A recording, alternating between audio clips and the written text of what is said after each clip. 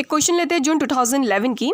The relative rate of solvolysis of iodides from A to C. अच्छा, हमें 3 substrate दी हुई है और इसकी रेट ऑफ सॉल्वोलाइसिस बतानी है हमें, ठीक है। तो पहले तो सॉल्वोलाइसिस को समझते, थोड़ा सा कॉन्सेप्ट को समझते सॉल्वोलाइसिस की। तो सॉल्वोलाइसिस एक्चुअली होता क्या, फॉर एग्जाम्पल कोई भी अगर केमिकल रिएक्शन आप करवा रहे हो, ठीक है, आप क्या करा रहे हो, कोई भी अगर केमिकल रिएक्शन करा रहे हो और उस पर आप कोई ना कोई सॉल्वेंट लोगे, राइट।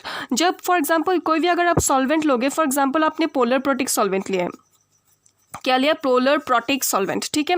अगर आपने पोलर प्रोटिक सॉल्वेंट लिया, जैसे कि आपका पकड़ लो, आप H2O पकड़ लो, नहीं तो अल्कोहल ले लो आप, ठीक है। उस केस में क्या हो जाएंगे, फॉर एग्जांपल ये जो सॉल्वेंट की जो मॉलिक्यूल है वो अगर एज ए न्यूक्लियोफाइल रिएक्ट करेंगे, मतलब वो एज ए न्यूक्लियोफाइल एक्ट करेंगे हमारे सबस्ट्रेट पे, हमारे किस पे, हमारे सबस्ट्रेट पे, तो क्या हो जाएंगे, तो इस केस में क्या हो जाएंगे कि ये हमें, ये रिएक्शन को हम क्या बोलेंगे, जनरली सॉल्वोलाइसिस, ठीक है। क्या समझा आपने, केमिकल रिएक्शन अगर कोई भी आप कर रहे हो, उस पर आप अगर पोलर प्रोटिक सॉल्वेंट ले रहे हो और पोलर प्रोटिक सॉल्वेंट या कोई भी सॉल्वेंट ले रहे हो और वो अगर एज ए न्यूक्लियोफाइल एक्ट करे आपकी सबस्ट्रेट पे, और SN1 रिएक्शन, जनरली ये SN1 रिएक्शन से जाता है। SN1 रिएक्शन क्या होता है, ये सब्सटीट्यूशन, न्यूक्लियोफिलिक सब्सटीट्यूशन यूनिमोलिकुलर, मतलब unimolecular nucleophilic substitution, SN1 reaction unimolecular nucleophilic substitution, ठीक है। तो इस पे इंटरमीडिएट क्या बनता है, अभी देखो ये जनरली किससे जाता है, SN1 से जाते हैं, और हमारी जो सॉल्वेंट है, सॉल्वेंट एज ए क्या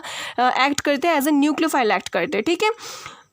तो ये तो हो गए सॉल्वोलाइसिस। तो ये कौन से मैकेनिज्म से जाते हैं, SN1 से जाते हैं, यूनिमोलिकुलर न्यूक्लियोफिलिक सब्सटीट्यूशन, ठीक है। तो इस पे क्या होता है, हमें पता है कि जब भी SN1 रिएक्शन होती है उस पर इंटरमीडिएट क्या फॉर्म होता है, कार्बोकैटायन फॉर्म होता है, राइट, कार्बोकैटायन फॉर्म होता है उस पर। तो इसीलिए अभी हम तो क्या देखें, अगर आप रेट जब फास्ट होंगे, रेट कब फास्ट होंगे, जब उसके इंटरमीडिएट स्टेबल होगा, राइट। मतलब इसमें सॉल्वोलाइसिस में क्या इंटरमीडिएट फॉर्म होंगे, कार्बोकैटायन फॉर्म होंगे। अगर कार्बोकैटायन की स्टेबिलिटी जितना ज़्यादा होगी उतना ज़्यादा उसकी रेट फास्ट होगी, उतना ज़्यादा उसकी रेट होगी, राइट। तो मतलब बेसिकली हमने क्या समझा, बेसिकली हमने ये समझा कि अगर सॉल्वोलाइसिस, रेट ऑफ सॉल्वोलाइसिस हमें चेक करनी हो तो हम क्या करेंगे, इसमें हर एक आई को, ये क्या है, ये एज अ लिविंग ग्रुप काम करेंगे, राइट। SN1 में क्या होता है, पहले लिविंग ग्रुप निकलते हैं, उसके बाद कार्बोकैटायन फॉर्म होते हैं, कार्बोकैटायन के स्टेबलाइजेशन के बाद न्यूक्लियोफिलिक अटैक करते हैं, राइट। पहले तो लिविंग ग्रुप निकलेंगे और क्या फॉर्म होंगे, कार्बोकैटायन फॉर्म होंगे। इसलिए आप कभी भी अगर आपको रेट ऑफ सॉल्वोलाइसिस निकालने के लिए दे तो आप क्या चेक करोगे, स्टेबिलिटी ऑफ कार्बोकैटायन।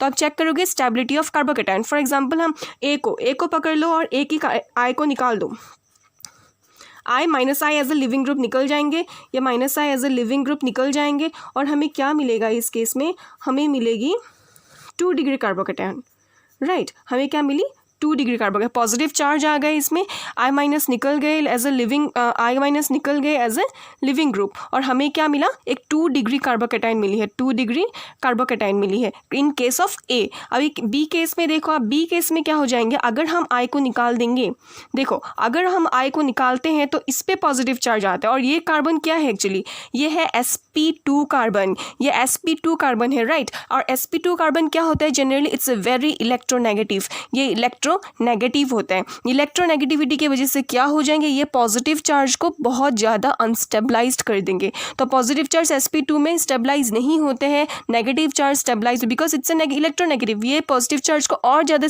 अनस्टेबल करेंगे। पॉजिटिव चार्ज को स्टेबलाइज कौन करेंगे, जैसे अभी यहाँ पे 2 डिग्री है, 2 डिग्री क्या कर रहा है, ये एक तो ये हाइपर कॉन्जुगेशन से स्टेबलाइज करेंगे, और ये क्या करेंगे, ये कार्बन क्या करेंगे, ये दोनों कार्बन प्लस आई इफेक्ट से भी इसको, इस कार्बोकैटायन को स्टेबलाइज करेंगे, right. But in this case क्या हो रहा है, sp2 कार्बन है ये, और sp2 कार्बन होने की वजह से क्या हो गया, बहुत ही ज़्यादा पॉजिटिव चार्ज को डिस्टेबलाइज कर देंगे because of its high electronegativity, right. अभी ये तो हो गया बी केस। अभी सी केस में देखो, सी केस में अगर हम देखें तो क्या हो सकता है, देखो अभी सी केस में अगर आई निकल गया, ये आई निकल गया, अभी देखो ये जो ऑक्सीजन है, ऑक्सीजन की लोन पेयर ऐसे ड्राइविंग फोर्स काम करेंगी, मतलब ये बैक अटैक देंगे आई और भी ज़्यादा अच्छे से, और भी ज़्यादा क्या है, ये और भी ज़्यादा फास्ट निकलेंगे। और जो ये प्लस और एक क्या और प्लस ये क्या नेबरहुडिंग ग्रुप पार्टिसिपेशन बोलते हैं एक्चुअली इस इफेक्ट को, एनक्रीमेरिक इफेक्ट बोलते हैं इस इफेक्ट को।